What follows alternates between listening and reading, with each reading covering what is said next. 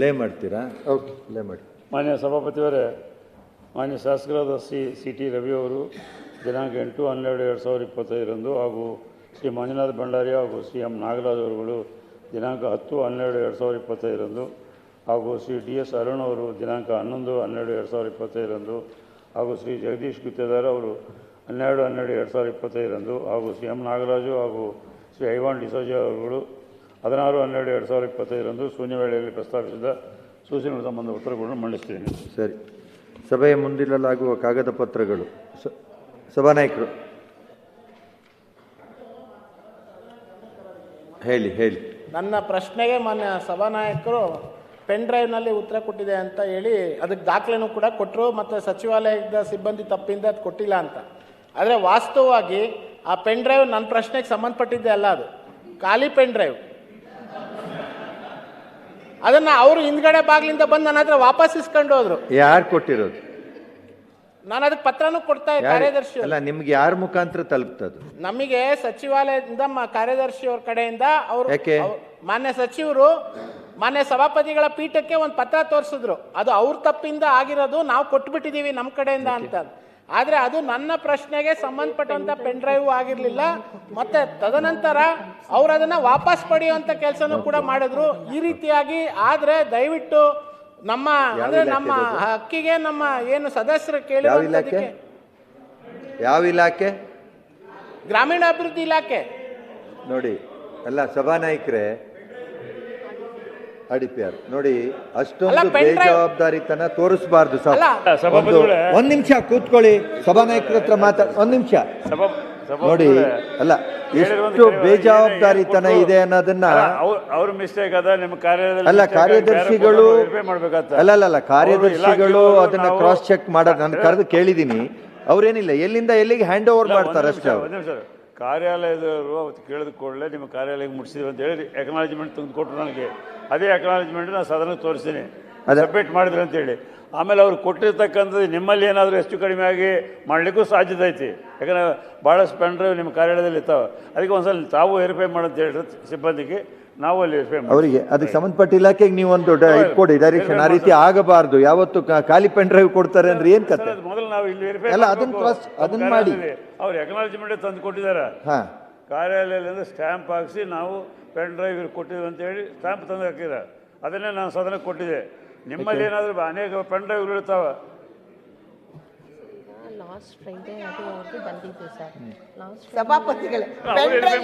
ಒಂದ್ ನಿಮಿಷ ಭಾರತಿ ಶೆಟ್ಟಿ, ಒಂದ್ ನಿಮಿಷ ತಡೀರಿ, ಒಂದ್ ನಿಮಿಷ. ಅದಕ್ಕೆ ನಾನು ಕ್ಲಾರಿಫಿಕೇಶನ್ ಕೊಡ್ತೀನಿ. ಲಾಸ್ಟ್ ಫ್ರೈಡೇ ಈಗ ನಾವೇನು ಹೇಳಿದ್ವಿ ಅದು ಸತ್ಯ, ಅವ್ರದ್ದು ಖಾಲಿ ಇದೆ. ಅದೇ ಇವ್ರು ನಮಗೆ ಕೊಟ್ಟರು. ನಾನು ಆ ರೀತಿಯಾದಂತ ರಿಸ್ಕ್ಗೆ ಒಳಗಾಗಬಾರ್ದು ಅಂತ ಪೆನ್ ಡ್ರೈವ್ ಕೇಳಿದ ತಕ್ಷಣ ವಾಪಸ್ ಕೊಟ್ಬಿಟ್ಟೆ. ಅದ್ರಲ್ಲಿ ಬೇರೆ ಏನೇನಾರ ಇರೋಂಥ ಮಾಹಿತಿ ಸಿಗಬಾರ್ದು ಅಂತೇಳಿ ಸಚಿವಾಲಯದವರು ತಕ್ಷಣ ಹೊರಗಡೆ ಬಂದು, ಸರ್ ನೋಡಿ ನವೀನ್ ರೇ ಆಗಿದೆ, ಮೊನ್ನೆ ಬಂದಿರೋದು ಬ್ಲಾಂಕ್ ಆಗಿದೆ, ಅದನ್ನ ಆಗಿದೆ ಆಯ್ತಾ, ಮತ್ತು ವಾಪಸ್ ಪುನಃ ನಿಮ್ಗೆ ಪೆನ್ ಡ್ರೈವ್ ಬಂದಿದೆ, ಅದನ್ನ ನಿಮ್ಗೆ ಕೊಡ್ತಾರೆ. ಆದ್ರೆ ಮತ್ತೆ ಇದು ಮರುಕಳಿಸಬಾರ್ದು, ಇದು ಆಗಬಾರ್ದು. ಯಾಕಂದ್ರೆ ಅವತ್ತು ನಮ್ಮ ಕಡೆಯಿಂದ ಕೊಟ್ಟಾಗಿದೆ ಅಂತ ಇಡೀ ಜವಾಬ್ದಾರಿಯನ್ನ ಅವ್ರ ಮೇಲೆ ಹಾಕ್ಬಿಟ್ರು. ಆದ್ರೆ ಅದು ವಾಸ್ತವಿಕವಾಗಿ ನನ್ನ ಪ್ರಶ್ನೆ ಅಲ್ಲ. ಅದನ್ನ ನಾವತ್ತು ಪುನಃ ನಿಮ್ಮ ಆನ್ಸರ್ ಪೆನ್ ಡ್ರೈವ್ ಮುಖಾಂತರ ಬರುತ್ತೆ. ಆಯ್ತು. ಸಭೆಯ ಮುಂದಿಡಲಾಗುವ ಕಾಗದ ಪತ್ರಗಳು. ಬನ್ನಿ ಕಾರ್ಯದರ್ಶಿಗಳು, ಸಭೆಯ ಮುಂದಿಡಲು ಕಾಗದ ಪತ್ರಗಳು. ಮಾನ್ಯ ಮುಖ್ಯಮಂತ್ರಿ ಪರವಾಗಿ ಭಾರತ ಸಂವಿಧಾನದ 151(2) ಅನುಚ್ಛೇದದ ಮೇರೆಗೆ ಭಾರತದ ಲೆಕ್ಕ ನಿಯಂತ್ರಕರು ಮತ್ತು ಮಹಾಲೆಕ್ಕ ಪರಿಶೋಧಕರ ಈ ಕೆಳಕಂಡ ವರದಿಗಳನ್ನು ಮಂಡಿಸುತ್ತದೆ. ಪ್ರಧಾನಮಂತ್ರಿ ಖನಿಜ ಕ್ಷೇತ್ರ ಕಲ್ಯಾಣ ಯೋಜನೆಯ ಮೇಲಿನ ಜಿಲ್ಲಾ ಖನಿಜ ಪ್ರತಿಷ್ಠಾಪನಾ ಟ್ರಸ್ಟ್ ಒಳಗೊಂಡಂತೆ ಕಾರ್ಯನಿರ್ವಹಣಾ ಲೆಕ್ಕ ಪರಿಶೋಧನಾ ಸಿವಿಲ್ ವರದಿ 2025 ವರದಿ ಸಂಖ್ಯೆ 7. ಕರ್ನಾಟಕದಲ್ಲಿ 20 ನಿರ್ವಹಣಾ ಕಾರ್ಯನಿರ್ವಹಣಾ 2025 ವರದಿ ಸಂಖ್ಯೆ 2024-25 ಸಾಲಿನ ಧನ ವಿನಿಯೋಗದ ಲೆಕ್ಕಗಳ ಮತ್ತು ಹಣಕಾಸಿನ ಲೆಕ್ಕಗಳು ಹಾಗೂ ಸಂಪುಟ 2 ಭಾಗ 1 ಮತ್ತು 2. ಕಾರ್ಯದರ್ಶಿಯವರು. ಸನ್ಮಾನ್ಯ ಸಭಾಪತಿಯವರೇ, ವಿಧಾನಸಭೆಯಿಂದ ಅಂಗೀಕೃತ ರೂಪದಲ್ಲಿರುವ ಈ ಕೆಳಕಂಡ ವಿಧೇಯಕಗಳನ್ನು ಸಭೆಯ ಮುಂದೆ ಇಡುತ್ತಿದ್ದೇನೆ.